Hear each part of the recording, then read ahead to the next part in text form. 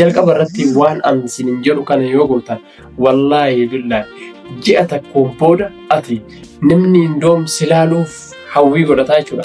Assalaamu alaikum warahmatullahi wabarakatuh. Ashama harka fuuni hordoftoota fi kabajamtoota keenya har'allee waa'ee akkamitti dandeettii haasaa godhadha, akkamitti motivational speaker namoonni nuti fakkeenya warran Ustaaz Ibsaa kan akka Birraa Jamaal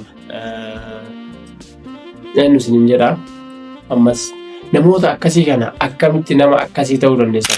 Jalqaba irratti waan an isinin jedhu kana yoo gootan wallaahi billahi ji'a takkoon booda ati namni indoom silaaluuf hawwii godhataa jechuudha. Atammoo kana gochuuf maal gochuu qabda? Wantootaan as keessa dubbadhu kana hundasaa irra hojiirra oolchi, sanaan booda bu'aa isaanii agarta. Gara viidiyootti intro kana booda walitti dachaana. Let's go.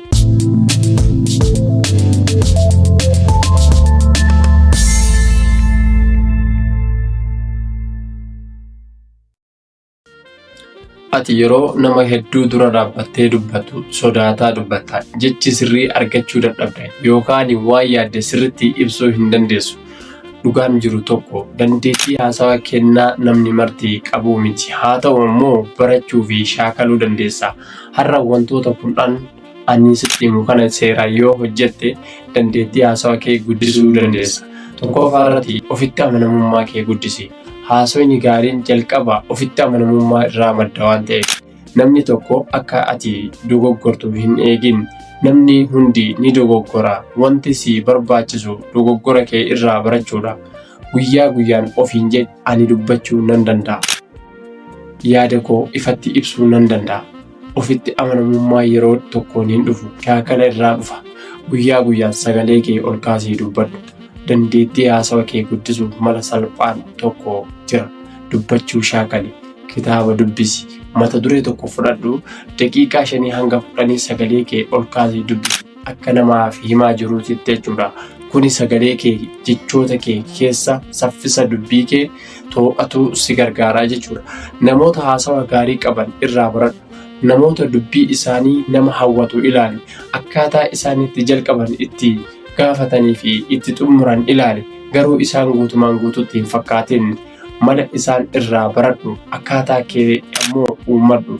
Dhageeffadhu, baradhu. Haasawa gaarii dubbachuu qofaa miti. Dhageeffachuunis dandeettii haasawaa keessaa isa guddaadha. Yeroo namni si waliin dubbatu fagaatee kee irraa fagaadhu. Ija isaa keessa ilaali. Waan inni jedhu sirriitti irraa hubadhu. Namni nama sirriitti dhageeffatu yeroo dubbatus nama hawwataa beeki. Jechoota haaraa baradhu. Kitaaba dubbisi. Oduu bareedaa dhageeffadhu. Viidiyoo barnoota qabu ilaali. Garuu jechoota baay'ee walitti qabu qofa hin yaadin. Jechoota salphaa fi ifa ta'an fayyadamuu caalatti nama hubachiisaa beeki. Yaada kee sirnaan qindeessi. Namoonni tokko waan hedduu beeku garuu yeroo dubbatan yaada isaanii walitti qabuu hin danda'an. Dura wanta dubbattu qopheessi. Fakkeenyaaf jalqaba maal jechuu barbaadda? Lammaffaa maaliif akkas jedhu? Dhuma irratti maal irraa hubachuu qabu? Yoo yaadni kee qindaa'e dubbiin kee siif ifa ta'a. Suuraa yookaan viidiyoo ofii kee waraabi. Kuni mala baay'ee cimaadha. Bilbila kee of dura kaa'ee daqiiqaa 2 hanga 5 waraabi. Mata duree tokko filadhu. Waa'ee isaarraa dubbadhu. Ergasii viidiyoo kee ilaali. Sagalee kee akkami? Saffisaan dubbataa jirtaa? Rakkoon qabaa? Sodaansi keessa jiraa? Yoo jiraate dogoggora kee yoo argitee jiraatte sirreessi. Of ilaaluun guddina kee agarsiisaa beeku. Namoota dura dhaabbachuun jalqaba irratti nama sodaachisa dhugaadha. Garuu wanti ati yaadachuu qabdu tokko jira. Namoonni si ilaalaa jiran hundi dogoggora kee barbaadaa hin jiranii beeki. Namni tokko yoo si qeeqellee jireenyi kee hin dhaabbatu.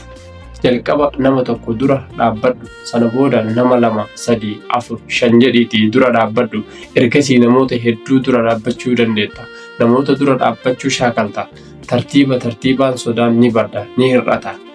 Yeroo dubbattu namaaf seenaa himi. Namoonni lakkoofsaa fi odeeffannoo qofa osoo hin taane seenaa jaallatu. Fakkeenyaaf milkaa'inaaf cimina barbaachisa jechuu qofa irraa seenaa nama rakkoo keessa ture garuu hin abdanne dhuma irratti milkaa'ee himi. seenaa keessatti miira rakkoo abdii fi furmaata qaba. Kanaaf yoo haasawa kee nama biraatti yaadatamuu barbaadde seenaa fayyadami. Hin dhaabbatin shaakala kee itti fufi. Wantoonni 9 armaan olitti ilaalle hundi yoo ati itti fufte qofa bu'aa qabu. Guyyaa tokko shaakaltee guyyaa 3 dhiisuun hin ga'u. Guyyaa guyyaan daqiiqaa 10 qofa kenni, dubbisii, dhageeffadhu, of waraabi, of ilaali. Dogoggora kee sirreessi. Ji'a tokko booda jijjiirama baay'ee arguu dandeessa. Ji'a 3 booda namoonni jijjiirama kee hubatu. Yeroo dheeraa booda namoonni si dhageeffachuuf jalqabu. Namoonni si dhageeffachuuf hawwii jalqabu. Xumura. Haasawni gaariin dhaloota qofa hin dhufu, shaakala irraa dhufa. Ati har'a nama gaarii dubbatu ta'uu dhiisuu dandeessa.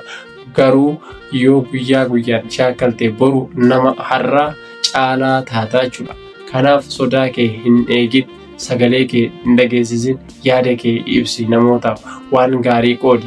Viidiyoon kun yoo si fayyade namoota dandeettii haasawaa isaa guddisuu barbaadan tokkoof qoodi.